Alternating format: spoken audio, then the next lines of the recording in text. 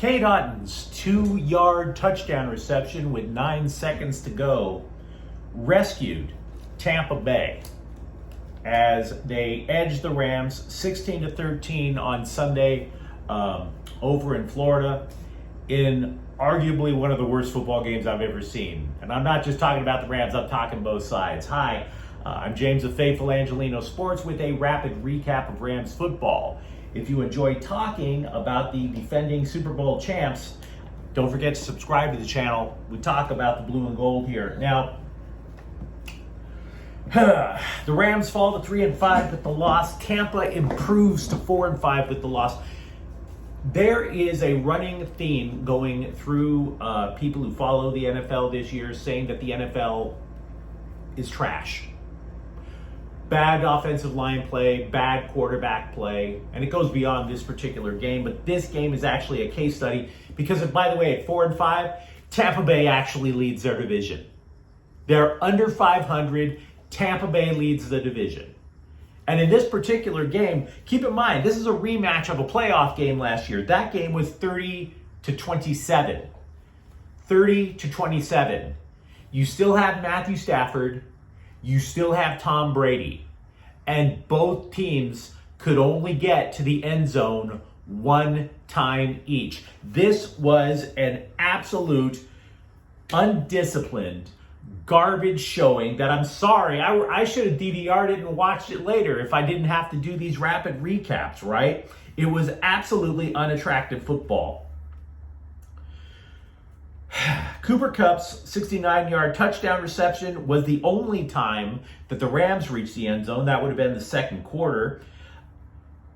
We can talk about, now you might be saying, well, wait a second. What about defense, James? Isn't defense great? Defense wins championships. And sure, we can talk about how good the LA defense is. The Rams are 5th in yards allowed. We can talk about how good Tampa Bay's defense is. Tampa Bay's defense is 6th in terms of points allowed. But I don't believe for a moment that this was about the defense.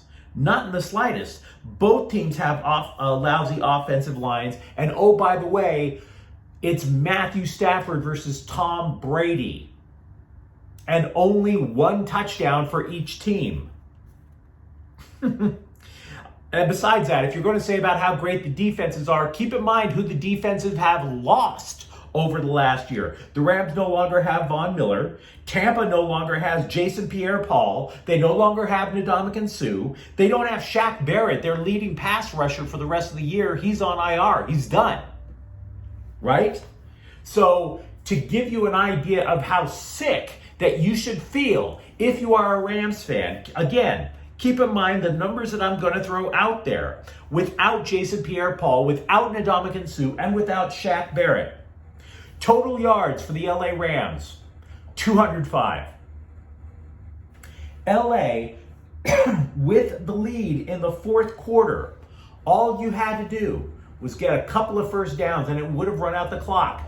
LA was in negative yards in the fourth quarter. Negative yards. Other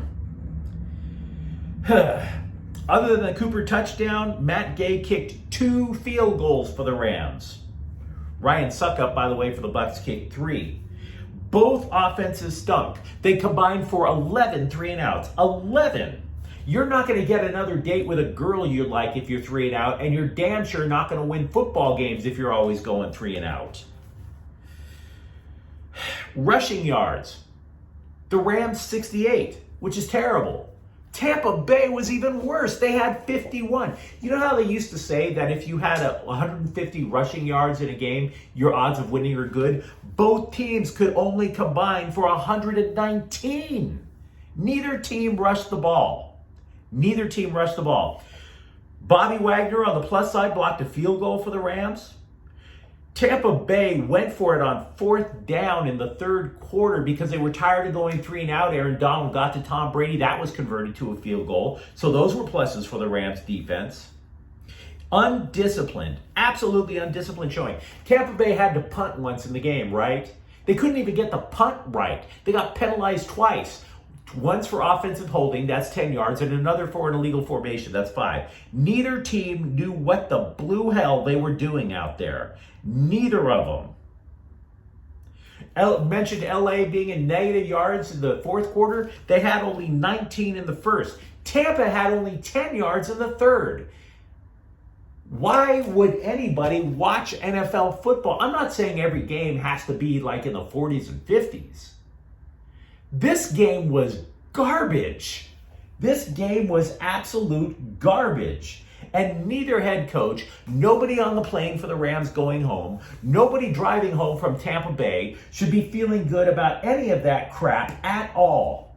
Matthew Stafford passed for 165 yards and 13 of 27 accuracy. Brady had 280. He threw the ball 58 times because they have no running game.